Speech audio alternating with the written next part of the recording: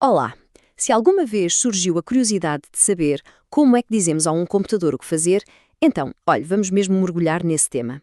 Hoje vamos desvendar os fundamentos de Python e descobrir como é que podemos ter a nossa primeira conversa, uma conversa a sério, com uma máquina. Então, por onde é que se começa? A grande questão é mesmo esta.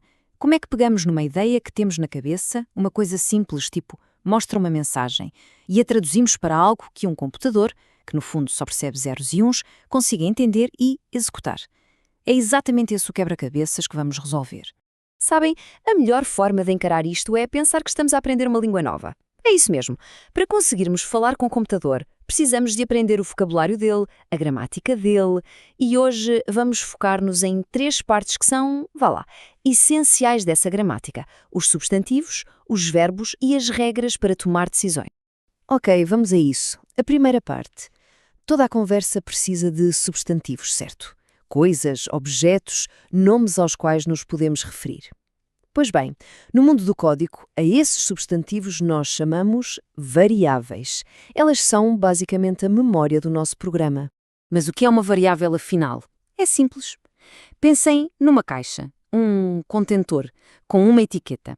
Se a gente quer que o computador se lembre de uma idade, por exemplo, criamos uma caixinha, pomos a etiqueta idade e guardamos lá um número. E pode guardar de tudo. Um número, um bocado de texto, o que for preciso. Claro que há regras para dar nomes a estas caixas, não é? E há uma que é crucial, a mais importante de todas, talvez. É que o Python faz distinção entre maiúsculas e minúsculas. Ou seja, a variável width, com W pequeno, não tem nada a ver com a variável width, com W grande. São duas coisas completamente diferentes. É um daqueles erros clássicos para quem está a começar. E que tipo de informação podemos guardar? Bom, o primeiro e mais simples é um número inteiro. Em Python chama-se int. Pensem em números redondos, sem vírgulas, sem casas decimais. Tipo a idade de uma pessoa ou quantos itens estão num carrinho de compras. Ok, mas e se precisarmos de casas decimais? Para preços, por exemplo, ou para medições mais exatas? Para isso, existe o tipo float. Basicamente, é a forma que o computador tem de guardar números com vírgula e manter toda a precisão. E para texto? Nomes, mensagens, qualquer coisa escrita. Para isso, usamos as strings. É só pôr o texto entre aspas. Ao fazer isto, estamos basicamente a dizer ao Python: olha, isto que está aqui dentro é para ser lido como texto, ok? Não tentes interpretar como se fosse um comando. E, por último, temos um tipo que pode parecer um bocado estranho à primeira vista, mas que é, uau, incrivelmente poderoso. São os booleanos. Um booleano só tem dois valores possíveis. Ou é true, ou seja, verdadeiro, ou é false, falso. E pronto. E esta simplicidade é a base para toda a tomada de decisão dentro do código. Muito bem, já temos os nossos substantivos, as variáveis. Mas uma conversa só com substantivos não vai a lado nenhum, pois não? Faltam os verbos, a ação. É aqui que entram as operações. São elas que fazem as coisas acontecer. A maior parte disto é o que já conhecemos da escola, da matemática: somar, subtrair, multiplicar. Mas atenção aos dois últimos. A exponenciação, que são os dois asteriscos, serve para calcular potências, e o módulo, aquele símbolo de percentagem, dá-nos o resto de uma divisão. E isto, acreditem, é surpreendentemente útil em programação. Agora, um pormenor muito importante sobre a divisão. Imaginem o seguinte: temos 10 euros para dividir por 3 pessoas. Se usarmos uma só barra, o Python dá o resultado exato, 3,33 € para cada um. Mas se usarmos duas barras, ele faz o que se chama divisão inteira, ou seja, dá 3 € inteiros a cada pessoa e ignora os cêntimos que sobram. Descarta a parte decimal. E agora, vamos ver um daqueles erros clássicos. O que é que acham que acontece se tentarmos somar uma palavra, um texto, com um número? Para um ser humano, a intenção até pode parecer óbvia, mas para o computador, para o computador isto é muito, muito confuso. E ele responde com um erro. Este type error é, na verdade, o computador a falar connosco. O que ele está a dizer é: desculpa, eu não sei como é que se junta texto com um número. Eu só sei juntar texto com mais texto.